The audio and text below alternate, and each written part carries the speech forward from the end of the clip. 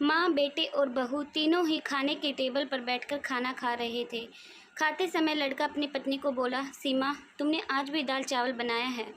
खाना खाने में तो आलस मत किया करो तुम। बस हाउसवाइफ हो तो हो, तुम घर पर ही रहती हो। तुम्हें रसोई घर में कुछ अलग अलग खाना बनाना अच्छा नहीं लगता है क्या? क्यों रोज एक ही तरह का खाना बनाती हो? सीमा बोली, आज मैं बनाने वाली थी। मैं आज सूजी की खीर बनाने वाली थी, पर रसोई में सूजी ख़त्म हो गई। मैंने कल ही ऑर्डर किया था, पर अभी तक आया नहीं। मैं कल बनाऊंगी। रसोई घर में कुकर की सीटी बजती है और खाने के समय सीमा रसोई घर में जाती है।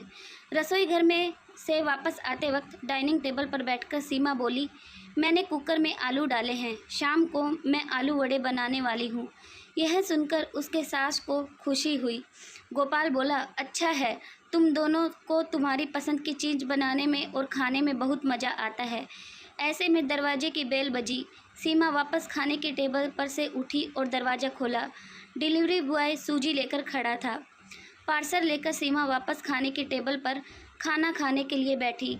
तभी माँ बेटे से बोली कि तूने अगर दरवाज़ा खोला होता तो फिर क्या होता? बेचारी ठीक से खाना भी अच्छे से नहीं खा सकती। तो बेटा बोला, सॉरी, मैं उठ नहीं सकता, मुझे ऑफिस जाने के लिए देर हो रही है। फिर रूम में चला जाता है। वो सीमा को आवाज़ देता है, मेरी फ़ाइल मिल नहीं रही है, तुम ढूंढ कर दो सीमा। फिर एक बार खाने के टेबल से उठने वाली थी और उसके तरफ जाने वाली थी, तभी सास ने उसे रोका। छोटा बच्चा नहीं है वो, खाओ तुम खाना। थोड़ी देर बाद रूम से गोपाल की आवाज़ आई, फाइल मिल गई। सास और बहू दोनों ही खाने के टेबल पर एक दूसरे की तरफ देखकर हंसने लगी। गोपाल ऑफिस जाने के लिए निकल गया। सीमा ने सारा काम खत्म किया। रात को आलू वड़ा खिचड़ी भी बनाई। खाना देख गोपाल और सास खुश हो जाते हैं। सीमा सब काम निपटा कर सो जाती है। दूसरे दिन सुबह गोपाल उसके बेडरूम में फाइल ढूंढ रहा था और वह फाइल ढूंढने की वजह से बेडरूम पूरा अस्त व्यस्त कर दिया। गोपाल अकेले में बड़बड़ा रहा था, इस घर में कभी भी कोई चीज़ समय पर नहीं मिलती। इन औरतों को कोई काम नहीं होता, इसलिए दिन भर इधर का सामान उधर करती रहती है। उसके आवाज़ से सीमा वापस उसके रूम में आती है और रूम की बुरी हालत देखकर उसे गोपाल पर गुस्सा आता है। वह गोपाल को पूछती है, आप क्या कर रहे हो? तभी गोपाल बोलता है, मैंने तुम्हें पिछले दिन दी हुई फाइल कहाँ पर है? सीमा तुरंत वह फाइल बाहर निकालती है और वह गोपाल को दे देती है। सीमा गोपाल को कहता है, इतना सारा सामान बिखेरने से पहले मुझे एक बार पूछा तो होता। कितना सामान बिखरा पड़ा है, मैं क्या दिन भर यही काम करती रहूं क्या? उल्टा गोपाल सीमा पर चिल्ला देता है और बोलता है कि क्या काम रहता है दिन भर तुम्हें? इतना काम भी तुम नहीं कर सकती क्या? दिन भर सोते ही रहती हो सिर्फ। माँ के कहने पर हाउसवाइफ से शादी करके बहुत बड़ी भूल की है मैंने। ऐसा बोलकर गोपाल ऑफिस के लिए निकल गया। पति पत्नी का बोलना माँ के कानों पर पड़ता है, जो गोपाल को पता नहीं था। माँ सीमा के पास जाती है, तभी सीमा रो रही होती है। कोई भी गलती नहीं होते हुए भी गोपाल उस पर चिल्लाया, यह उनको पता था। सीमा से वह बहुत प्यार करती है, सीमा भी उसे बहुत प्यार करती है। सास ने सीमा को शांत किया, फिर दोनों ने गोपाल को अच्छा सबक सिखाने के लिए प्लान बनाया। दूसरे दिन गोपाल नींद से जगा, तभी वह सीमा को चाय के लिए चिल्ला रहा था। तभी माँ नज़दीक के सोफे पर बैठी थी। वह बोलती है, सीमा घर पर नहीं है, वह किसी काम के लिए अपने मायके गई है। गोपाल फ़ोन निकालता है और सीमा को फ़ोन करने लगता है। तभी माँ उसे रोकती है और बोलती है कि फ़ोन मत करो, वह मायके ही तो गई है, 2-3 दिन में आ जाएगी। गोपाल फ़ोन रख देता है और माँ को बोलता है कि माँ चाय। तभी माँ बोलती है, हाँ 2 कप बनाना, मैं भी पीऊँगी।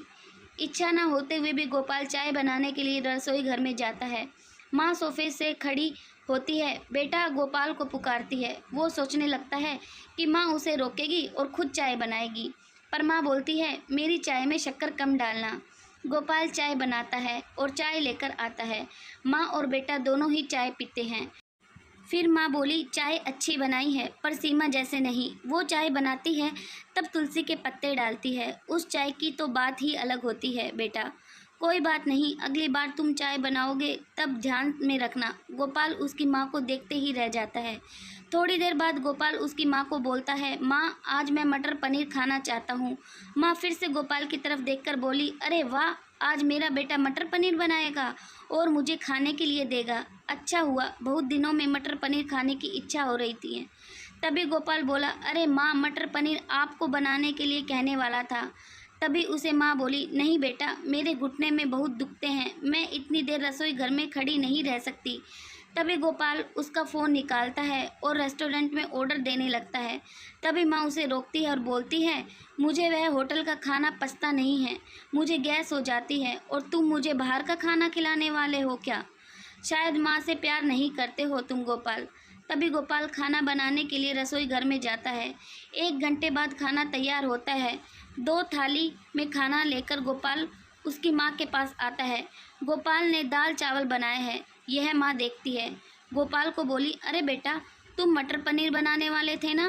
गोपाल बोला कि माँ, यह आसान है बनाने के लिए। तभी माँ बोलती है, सीमा होती तो आज उसने मटर पनीर बनाकर मुझे खिला दिया होता, पर जाने दो, तुम्हारे हाथों का खाना बना हुआ खाना कहाँ मैं रोज़ खाती हूँ। ऐसा बोलकर माँ खाना खाने के टेबल पर आकर बैठती है। चल, दोनों साथ में खाना खाते हैं। गोपाल ने पहला निवाला मुंह में डाला ही था, तब माँ उसे बोली, अरे बेटा, दाल में नमक कम है, जा और नमक लेकर आ। वो खाते खाते उठता है और रसोई घर में नमक लेकर आता है और माँ को देता है।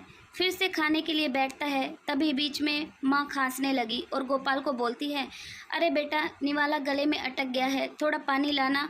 गोपाल फिर खाते खाते उठा और पानी लाने गया। फिर वो पानी माँ को दे देता है। इस सब में गोपाल के चेहरे पर गुस्सा स्पष्ट रूप से दिख रहा था। गोपाल को अब समझ में आ रहा था कि वह सीमा के साथ जिस प्रकार बर्ताव कर रहा था, उसे कितना बुरा लगता होगा। वो यह सब खुशी से करती थी। उसके चेहरे पर कभी भी कोई शिकन नहीं दिखी। वह सोचते सोचते खाना खा रहा था। माँ यहीं पर नहीं मानी।